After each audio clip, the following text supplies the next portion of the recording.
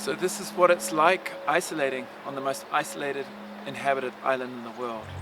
Easter Island, Rapa Nui as it's known by the locals, or Te Pito Te Hinewa, which is its ancient name, literally means the island at the end of the world. And that's what it feels like right now. But I'm getting ahead of myself, so let me take you back a little bit and tell you how I came to be on this island.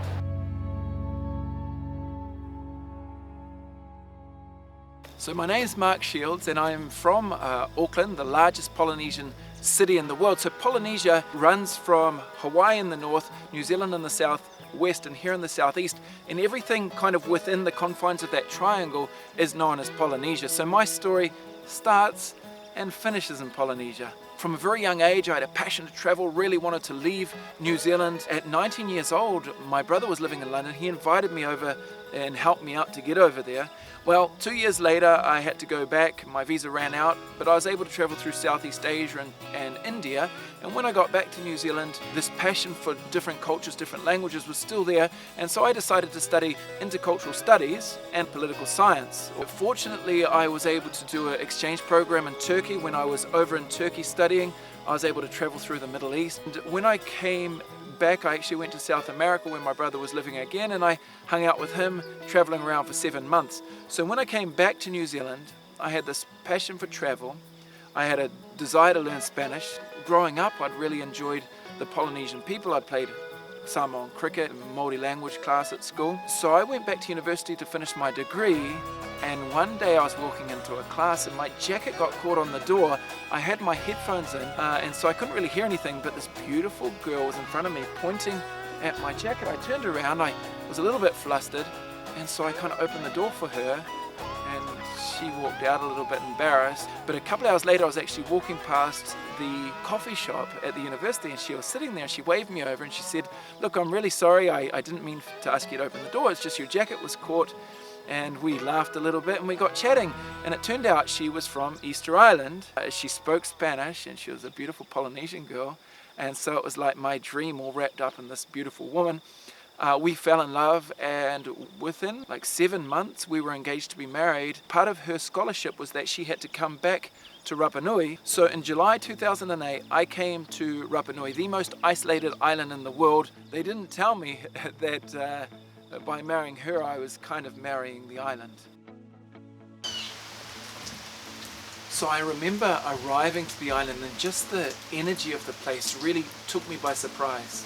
First of all, I arrived to one of the largest runways in Polynesia, if not the Southern Hemisphere. It was actually made in 1986 to accommodate the landing of the NASA space shuttle.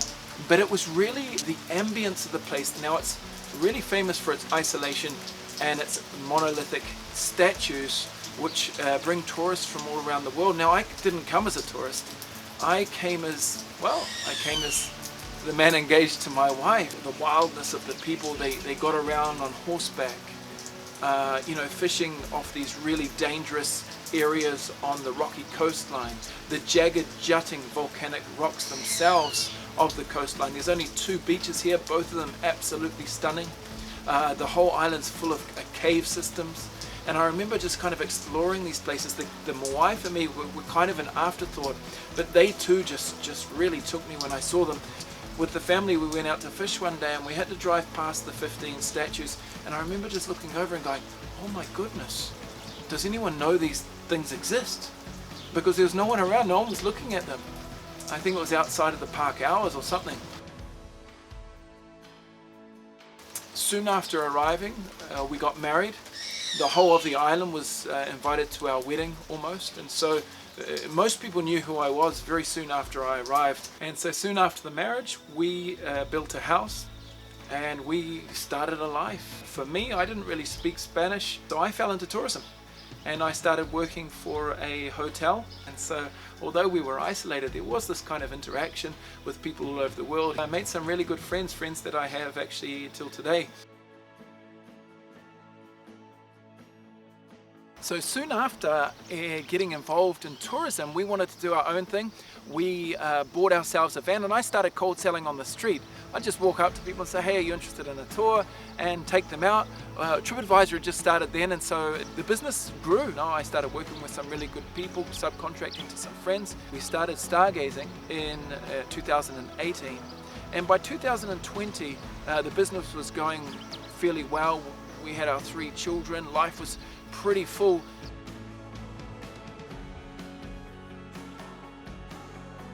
So when news of the pandemic was coming close to the island, immediately the islanders really wanted to close the island down, and that's because in the 1860s there was a massive pandemic of smallpox which pretty much took out a huge part of the population here. And I feel like a lot of people actually welcome the break in tourism. For 20 years the whole island had been churning along to the engine of tourism 7 days a week, 24 hours a day, leaving the family behind. And I think the cut from tourism was actually kind of a welcome thing to many people who wanted to spend more time with the family, who wanted to get back to their roots, to the traditional way of living. As most Rapa Nui have experience in fishing, and many of them own their own land, a lot of them went straight back to living the ancestral way, which is fishing a lot and planting crops.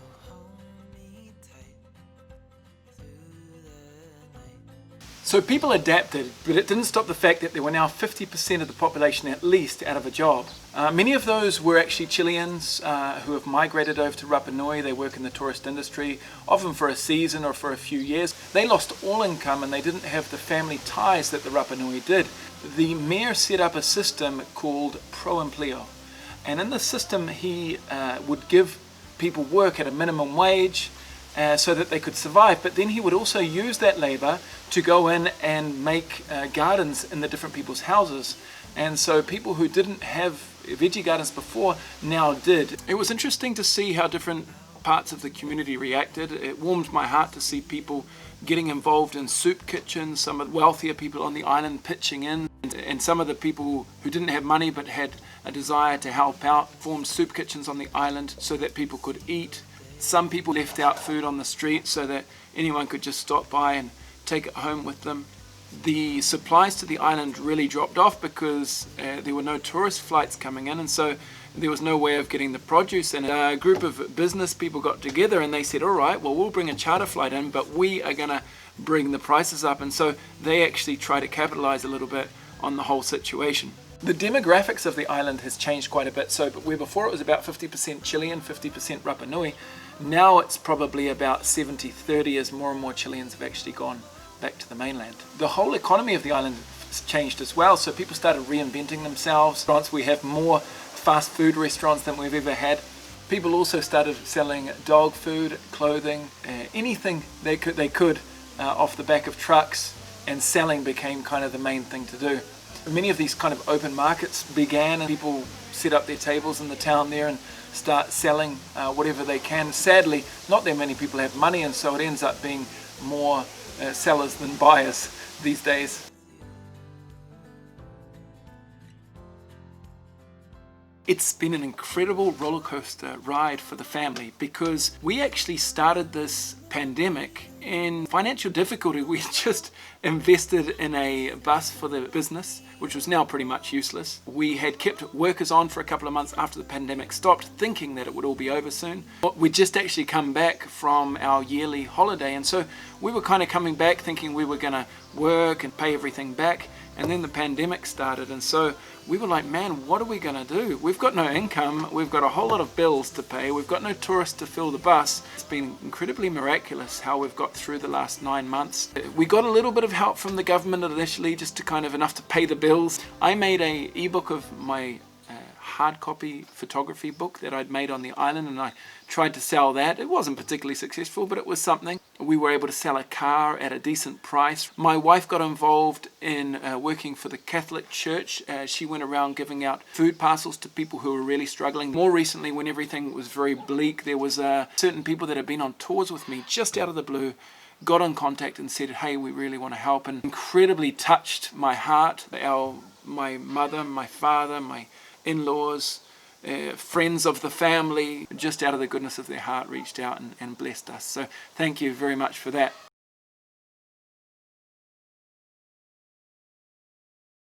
So, positive thing about the coronavirus in Rapa Nui is no one actually died from it. We've remained largely coronavirus free here. Apart from not having tourists coming in, not having income, without tourists and park rangers roaming around, I've had time to go out and work on my photography early in the morning, late in the evening. Really importantly, I've had time with my family. I've got 3 children and 1 on the way.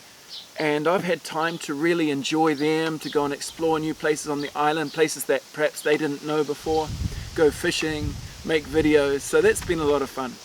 I've also had a chance to get out fishing and spearfishing. So spearfishing is something I've really enjoyed for the time that I've lived in Rapa Nui, but this has given me more of an excuse because now we actually need to catch the fish to eat.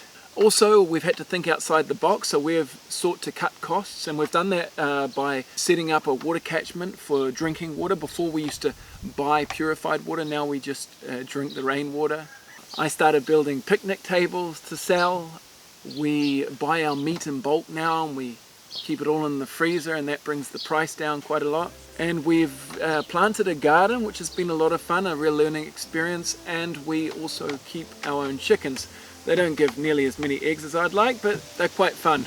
I guess it's changed our priorities somewhat. Before it was always about work and what happens if something goes wrong at work. And well, now all that was just taken away from us, so we've got no other choice. While we have no choice, I've got into video work, as you can see, and I want to look to bring Rapa Nui to the outside world through video. And so we've started this channel. I want to invite you with my family to see how we live here. We want to talk culture, dance, language, the history. If you just want to help out, please, the best way to do that is to subscribe to the channel, hit the bell so you get notifications anytime we upload a video. Also comment if there's something specific you'd like to know about the island, please let us know. Share the video as well if you know people who might be interested in the island. So this is Rapa Nui Live. Thanks so much for hanging out, and we hope to see you soon. God bless.